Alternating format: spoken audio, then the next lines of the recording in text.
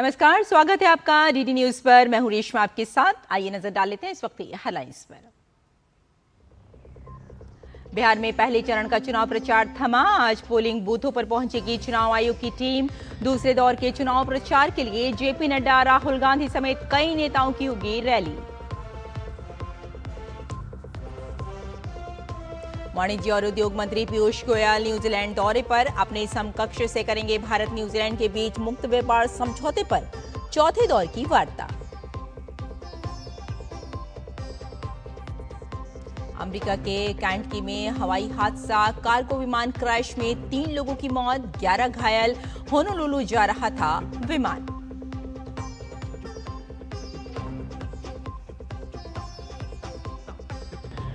America में Trump के tariff पर सुप्रीम कोर्ट में सुनवाई आज। व्हाइट हाउस का बयान, हर परिस्थिति के लिए तैयार, आर्थिक सुरक्षा ही देश की सुरक्षा का विषय।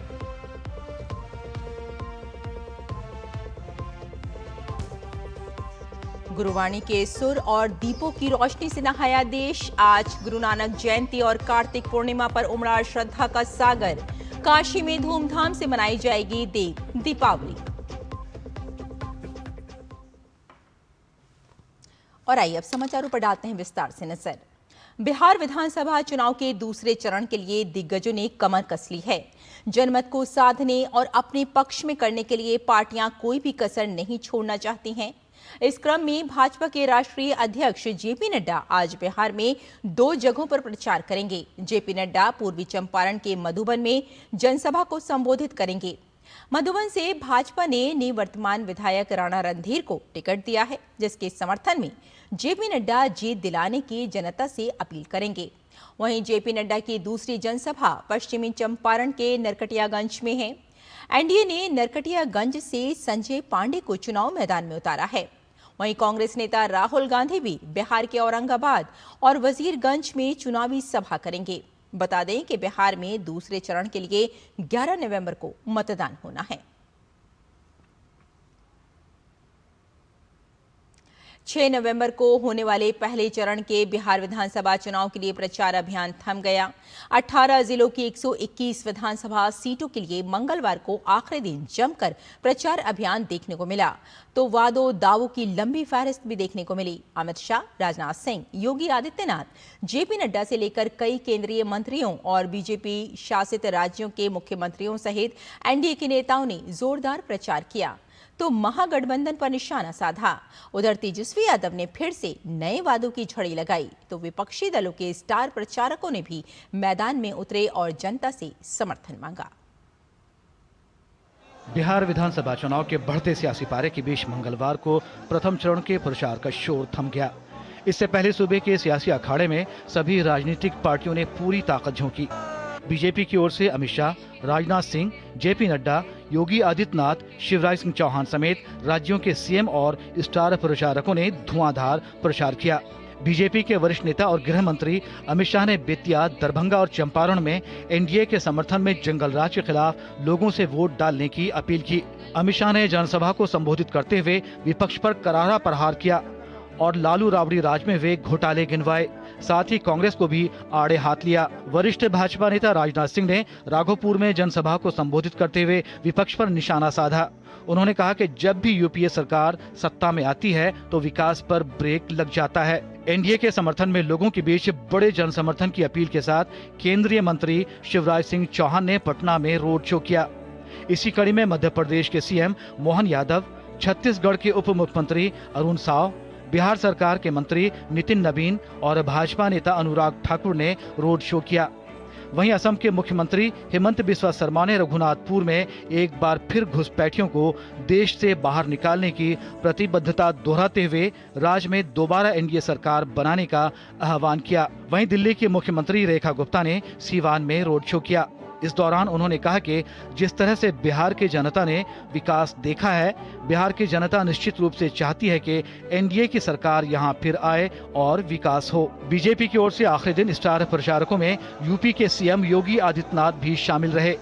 एनडीए के समर्थन में योगी ने दरभंगा में रोड शो किया।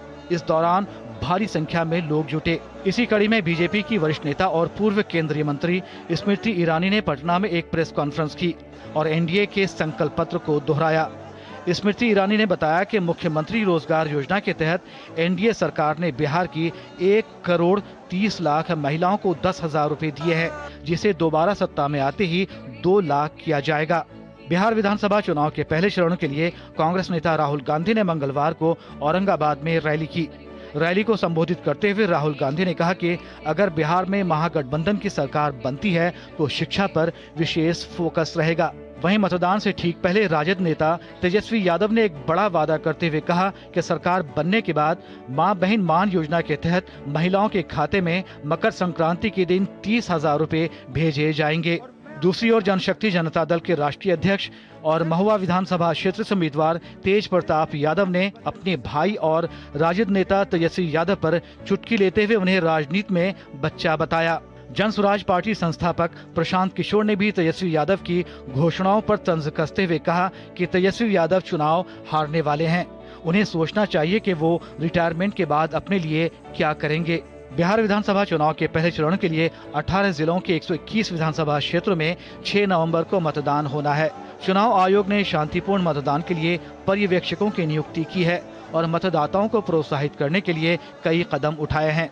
पहले चरण में जिन दिग्गजों की किस्मत दांव पर है, इनमें दोनों उप मुख्यमंत्री सम्राट चौधरी और विजय कुमार सिन्हा का भी नाम शामिल है। इसके अलावा अन्य प्रमुख उम्मीदवारों की अगर बात करें तो इसमें लालू यादव के दोनों बेटे तेजस्वी यादव और तेज प्रताप यादव का नाम भी शामिल है। साथ ही भोजपुरी स्टार खेसारी लाल यादव और मैथिली ठाकुर के भाग्य का फैसला भी पहले चरण में ही होना तय है। Bureau report, DD news. और चुनाव आयोग के अंतर्राष्ट्रीय चुनाव आगंतुक कार्यक्रम के अंतर्गत विदेशी मेहमान आज और कल बिहार के दौरे पर रहेंगे। इस कार्यक्रम के अंतर्गत विदेशी मेहमान आज ईवीएम प्रशिक्षण केंद्र का भी दौरा करेंगे, वहीं कल ये सभी वास्तविक मतदान देखेंगे। इस कार्यक्रम की शुरुआत कल नई दिल्ली में आयोजित एक विशेष कार्यक्रम में हुई। इस उद्घाटन सत्र में फ्रांस, दक्षिण Africa, Belgium, Indonesia, Philippines, Thailand और कोलंबिया जैसे 7 देश के 14 प्रतिभागियों ने भाग लिया। प्रतिभागियों के सामने ईवीएम का प्रदर्शन किया गया। वे कार्यक्रम अन्य देशों और अंतर्राष्ट्रीय संगठनों के चुनाव प्रबंधन निकायों के साथ अंतर्राष्ट्रीय सहयोग और सहभागिता के लिए ईसीआई का एक प्रमुख कार्यक्रम है।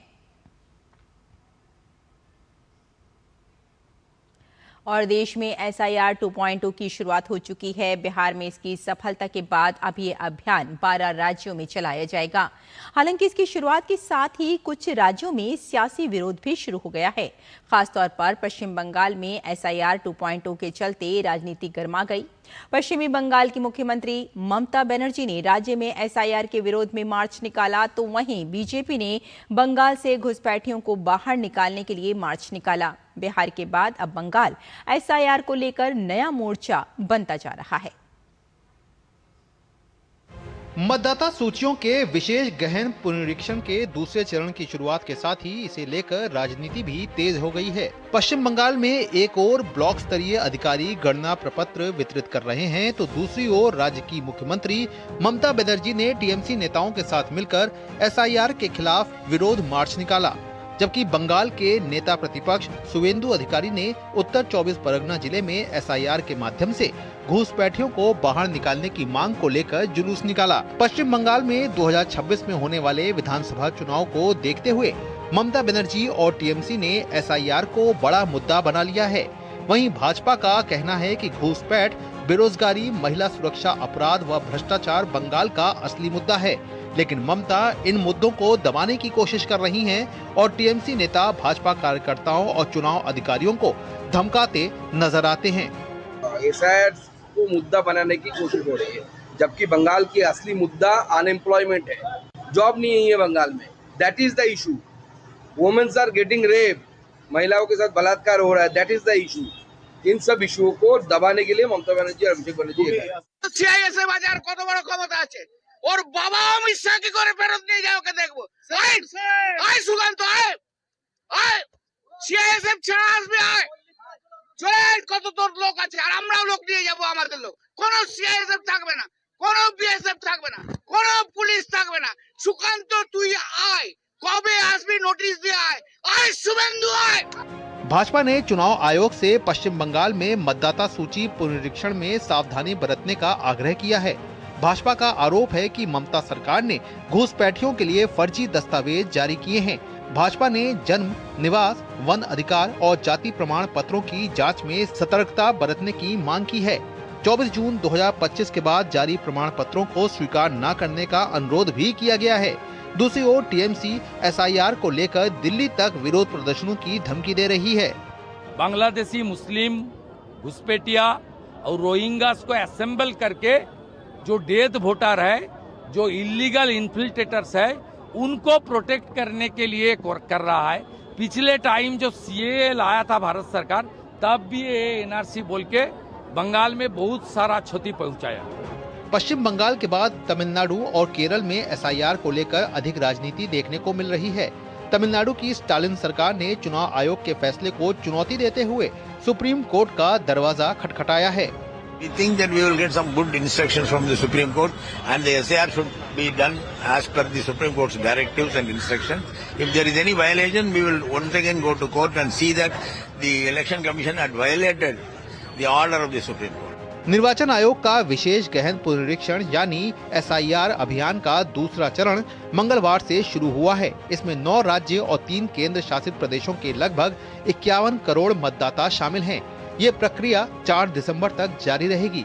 इस दौरान बीएलओ 1 महीने तक घर घर में जाकर मतदाताओं की जानकारी जुटाएंगे। वहीं 9 दिसंबर को मतदाता सूची का ड्राफ्ट पेश किया जाएगा, जबकि 7 फरवरी 2026 को अंतिम सूची प्रकाशित की जाएगी। Bureau report, DD news. और केंद्रीय वाणिज्य और उद्योग मंत्री पीयूष गोयल आज न्यूजीलैंड में वहां के व्यापार मंत्री टॉड मैकले के साथ मुक्त व्यापार समझौते पर चर्चा करेंगे। ये यात्रा दोनों देशों के बीच व्यापार, निवेश और नवाचार संबंधों को मजबूत करने की दिशा में एक अहम कदम मानी जा रही है। पीयूष गोयल न्यूजीलैंड में कई उच्च स्तरीय कार्यक्रमों में भाग लेंगे, जिनमें ऑकलैंड में आयोजित न्यूजीलैंड भारत व्यापार मंच भी शामिल है। इसके बाद भारतीय प्रवासी समुदाय के साथ एक सामुदायिक संवाद कार्यक्रम आयोजित किया जाएगा। पीयूष गोयल और न्यूजीलैंड के व्यापार मंत्री टॉड मैकले के बीच एक अनौपचारिक बातचीत भी होगी, जो व्यापारिक सहयोग को बढ़ाने, नए आर्थिक अवसरों की पहचान करने और नवाचार, प्रौद्योगिकी एवं सतत विकास के क्षेत्र में साझेदारी को सुदृढ़ करने पर केंद्रित होगी। भारत न्यूजीलैंड एफटीए वार्ता का चौथा दौर बीती 3 नवंबर को ऑकलैंड में शुरू हुआ, जो दोनों देशों के बीच द्विपक्षीय व्यापार और आर्थिक सहयोग को नई गति देने वाला महत्वपूर्ण कदम है। और यहाँ रुकते हैं छोटे से ब्रेक के लिए, जल्द हाजिर होते हैं। आप देखते रहिए डीटी न्यूज।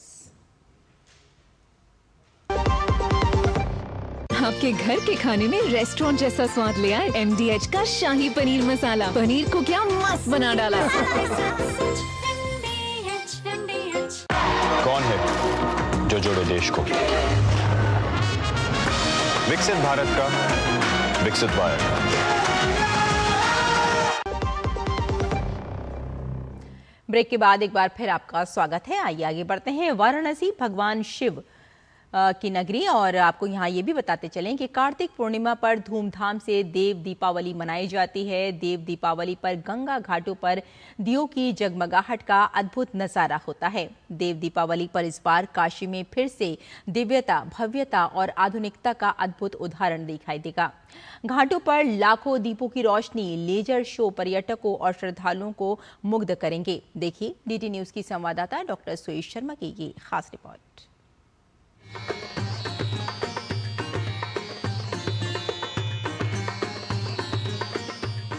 जैसे ही सूरज गंगा की लहरों में ढलता है, काशी के घाटों पर उतर आता है प्रकाश पर्व देव दीपावली। हजारों साल पुरानी ये परंपरा अब नई भव्यता के साथ चमक रही है। प्रधानमंत्री नरेंद्र मोदी के काशी विश्वनाथ धाम कॉरिडोर प्रोजेक्ट और घाटों के सौंदर्यीकरण ने इस ऐतिहासिक आयोजन को और भी दिव्य बना दिया है। देव दीपावली का अर्थ है देवताओं की दीपावली। मान्यता है कि इस दिन भगवान शिव ने त्रिपुरासुर का वध किया था और देवताओं ने दीप प्रज्वलित कर विजय का उत्सव मनाया था। हर वर्ष कार्तिक पूर्णिमा की इस रात काशी के घाटों पर 25 लाख दीप प्रज्वलित होते हैं। दशाश्वमेध घाट पर होने वाली भव्य गंगा आरती इस बार भी देश के वीर जवानों को समर्पित होगी। इस वर्ष काशी के घाटों को 21 कुंटल फूलों से सजाया गया है। 21 बटुक और 42 कन्याएं मां गंगा की आरती करेंगी। इस दौरान अमर जवान ज्योति जलाकर शहीदों को नमन किया जाएगा, जो इस पर्व को देशभक्ति की भावना से भी जोड़ता है। प्रधानमंत्री नरेंद्र मोदी के नव्य काशी विजन के तहत इस बार देव दीपावली में तकनीक और परंपरा का संगम देखने को मिल रहा है। चेत सिंह घाट पर होगा काशी कथा 3D लेजर शो, जहां भगवान शिव पार्वती विवाह, संत कबीर और तुलसीदास की भक्ति परंपरा से लेकर काशी हिंदू विश्वविद्यालय की स्थापना तक की कथा रोशनी और संगीत के माध्यम से जीवंत होगी। इसके साथ ही ग्रीन फायर क्रैकर शो रात में आसमान को रंगों से भर देगा।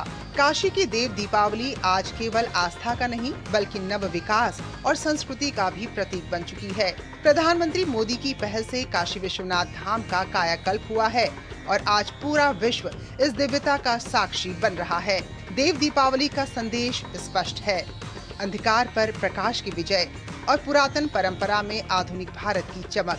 काशी की ये दिव्यता अब न केवल आस्था का प्रतीक है बल्कि नए भारत की नई पहचान भी है। डीडी न्यूज के लिए डॉक्टर सुयश शर्मा की रिपोर्ट। और इसके साथ ही आज देश भर में गुरु नानक देव जी की जयंती भक्ति और श्रद्धा के साथ मनाई जा रही है। सिख धर्म के प्रथम गुरु नानक देव जी ने समाज को समानता, सेवा और मानवता का संदेश दिया। देखिए डीडी न्यूज की संवाददाता डॉक्टर सुयश शर्मा की ये खास रिपोर्ट।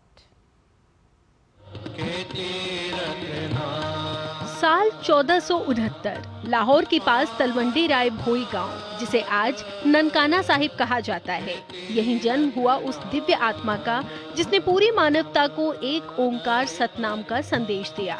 गुरु नानक देव जी सिख धर्म के पहले गुरु और संस्थापक, जिन्होंने 16वीं शताब्दी में धर्म, जाति और समाज की सीमाओं को तोड़ते हुए एक नई सोच दी, मानवता की सोच। गुरु नानक देव जी ने अपने जीवन में समानता, भक्ति और सत्य को सर्वोपरि रखा। उन्होंने कहा, न कोई ऊंचा न कोई नीचा, सब एक ही परमात्मा की संतान है।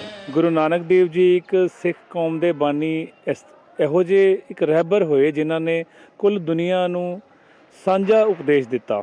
ਵੱਖ-ਵੱਖ ਧਰਮਾਂ ਦੇ ਵੱਖ-ਵੱਖ ਧਰਮ ਸਥਾਨਾਂ ਤੇ ਗਏ, ਕੁੱਲ ਦੁਨੀਆ ਦੇ ਰਹਿਬਰ, ਕੁੱਲ ਦੁਨੀਆ ਦੇ ਧਰਮ ਉਹਨਾਂ ਦੇ ਕਾਇਲ ਹੀ ਹੋਏ, ਉਹਨਾਂ ਦੇ ਫੈਨ ਹੀ ਹੋਏ। ਇਸ ਕਰਕੇ ਗੁਰੂ ਨਾਨਕ ਦਾ ਪ੍ਰਕਾਸ਼ ਦਿਹਾੜਾ ਸਾਰੇ ਹੀ ਧਰਮ कुल दुनिया ਦੇ ਵਿੱਚ बड़ी श्रद्धा भावना ਦੇ ਨਾਲ मनाया जाता है। प्रधानमंत्री नरेंद्र मोदी ने गुरु नानक देव जी की शिक्षाओं को मानवता का मार्गदर्शन बताया। साल 2019 में करतारपुर कॉरिडोर का उद्घाटन कर उन्होंने श्रद्धालुओं के लिए आस्था का रास्ता आसान बनाया। हरमिंदर साहिब को FCRA पंजीकरण की अनुमति दी गई, जिससे अब विदेशों से भी लंगर सेवा के लिए दान संभव है। लंगर पर से GST हटाना, सिख दंगा पीड़ितों को मुआवजा देना, सिख युवाओं के लिए शिक्षा छात्रवृत्तियों में बढ़ोतरी सरकार के समानता से समृद्धि के विजन को और सशक्त बनाते हैं। ये सब गुरु परंपरा के आदर्श, न्याय और सेवा के प्रतीक है। साडे प्रधानमंत्री श्री नरेंद्र मोदी जी हर साल ਉਹ ਕਿਸੇ ਨਾ ਕਿਸੇ ਜਿੱਥੇ ਵੀ ਹੁੰਦੇ ਨੇ ਸਟੇਟ ਦੇ ਵਿੱਚ ਜਾ ਕੇ ਗੁਰਦੁਆਰਿਆਂ ਵਿੱਚ ਨਤਮਸਤਕ ਹੁੰਦੇ ਨੇ ਤੇ ਸਿੱਖ ਕੌਮ ਨੂੰ ਪਛਾਣਨ ਦੀ ਕੋਸ਼ਿਸ਼ ਕਰਦੇ ਨੇ।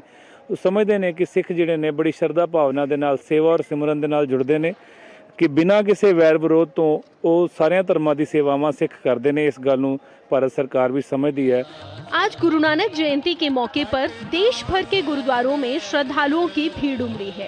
लोग मत्था टेक कर आशीर्वाद ले रहे हैं, सेवा में भाग ले रहे हैं और गुरुवाणी का पाठ सुन रहे हैं। हर गुरुद्वारे में कीर्तन और लंगर का आयोजन किया गया है, जहां भक्ति के साथ साथ समानता और करुणा का संदेश गूंज रहा है। गुरु नानक देव जी का प्रकाश पुरब है जी।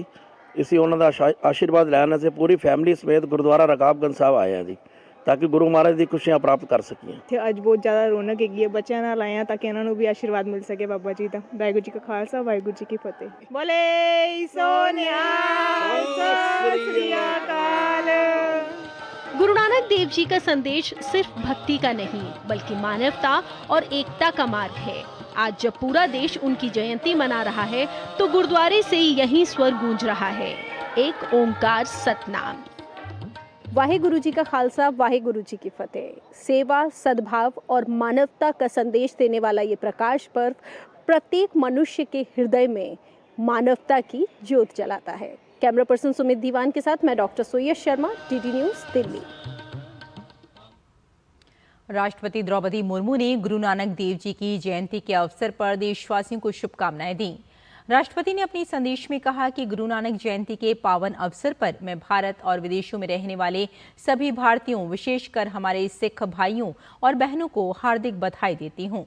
ये अवसर हमें गुरु नानक देव जी के आदर्शों और मूल्यों को अपनाने के लिए प्रेरित करता है और एक बेहतर समाज के निर्माण की दिशा में हमारा मार्गदर्शन करता है। गुरु नानक देव जी का संदेश हमें सिखाता है कि सत्य, न्याय और करुणा पर आधारित जीवन जीना ही सफलता का सच्चा मापदंड है। केंद्रीय गृह मंत्री अमित शाह ने गुरु नानक देव जी की जयंती पर शुभकामनाएं देते हुए एक्स पर लिखा, विश्व व समाज को शांति, प्रेम, समानता और मानवता का संदेश देने वाले सिख धर्म के संस्थापक श्री गुरु नानक देव जी के प्रकाश पर्व की हार्दिक शुभकामनाएं। गुरु नानक देव जी ने एक ओर जहां भक्ति को जीवन का मूल मंत्र बताया, वहीं अन्याय और अत्याचार का निर्भीकता से सामना करने की प्रेरणा भी दी। उन्होंने सामाजिक समानता के लिए लंगर परंपरा की शुरुआत की और धर्मशालाओं की स्थापना कर करुणा एवं संवेदना का मार्ग प्रशस्त किया। उनके आदर्श हर परिस्थिति में मानव जीवन को सही दिशा दिखाते हैं। केंद्रीय गृह मंत्री अमित शाह ने एक वीडियो भी साझा किया।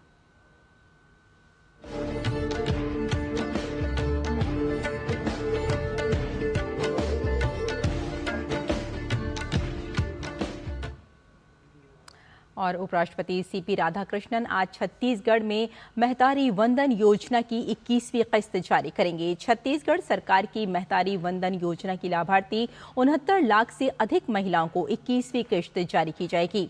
लाभार्थी महिलाओं में 7,658 महिलाएं बस्तर संभाग के उन गांवों की हैं जहां छत्तीसगढ़ सरकार द्वारा बीते 22 महीनों में संचालित माओवाद उन्मूलन अभियान के चलते माओवाद के प्रभाव से मुक्त हुए हैं। इन महिलाओं को पहली बार इस योजना का लाभ मिलेगा। QS एशिया यूनिवर्सिटी रैंकिंग में भारतीय विश्वविद्यालयों की संख्या में बीते दशक में रिकॉर्ड बढ़ोतरी दर्ज की गई है। 2016 में जहां केवल 24 भारतीय विश्वविद्यालय शामिल थे, वहीं 2026 की सूची में इनकी संख्या बढ़कर 294 हो गई है। ये 1125% की अभूतपूर्व वृद्धि है।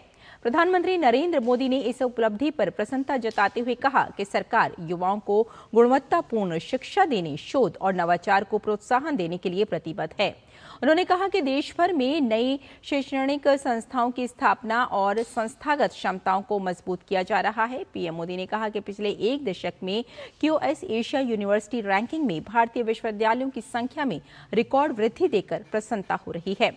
हमारी सरकार अनुसंधान और नवाचार पर ध्यान केंद्रित करते हुए हमारे युवाओं के लिए गुणवत्तापूर्ण शिक्षा सुनिश्चित करने के लिए प्रतिबद्ध है।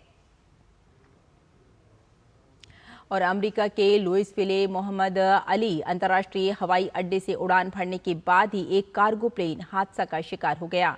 विमान हवाई उड़ रहा था और फेडरल एविएशन एडमिनिस्ट्रेशन के मुताबिक UPS कंपनी का ये MD-11 विमान टेक ऑफ के तुरंत बाद दुर्घटनाग्रस्त हुआ। FAA ने बताया कि हादसे की जांच नेशनल ट्रांसपोर्टेशन सेफ्टी बोर्ड की अगुवाई में की जा रही है। विमान के जमीन पर गिरते ही भीषण आग लग गई। हादसे के बाद अधिकारियों ने हवाई क्षेत्र बंद कर दिया और आसपास रहने वाले लोगों को सुरक्षित स्थानों पर जाने का आदेश दिया। UPS की ओर से जारी बयान में कहा गया कि विमान में 3 क्रू मेंबर सवार थे जिनकी मौत हो गई है। अमेरिकी सुप्रीम कोर्ट आज ट्रंप की टैरिफ नीति की वैधता पर सुनवाई करेगा। ये सुनवाई उस बात का फैसला करेगी कि क्या राष्ट्रपति डोनाल्ड ट्रंप को 1977 के international emergency economic powers act के तहत व्यापक टैरिफ लगाने का अधिकार है या नहीं। ट्रंप प्रशासन ने इस कानून का उपयोग करते हुए अप्रैल में कई आयातित वस्तुओं पर टैरिफ लगाए थे। कई छोटे व्यावसायिक संगठन और कुछ राज्यों ने इन टैरिफों को अवैध बताते हुए सुप्रीम कोर्ट से चुनौती भी दी है। ट्रंप ने इस मामले में व्यक्तिगत तौर पर सुनवाई में भाग न लेने का फैसला किया और उन्होंने इसे अमेरिका के लिए बहुत महत्वपूर्ण बताया है।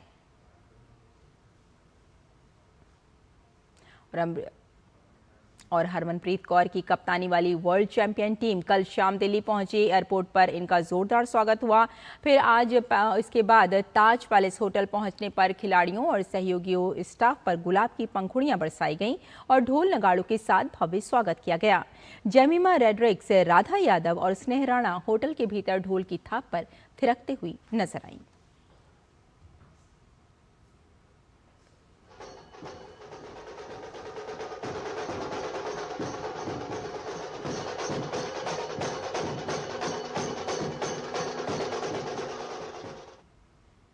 तो इस बुलेटिन में फिलहाल इतना ही, लेकिन डीडी न्यूज़ पर खबरों का सिलसिला जारी रहेगा। नमस्कार।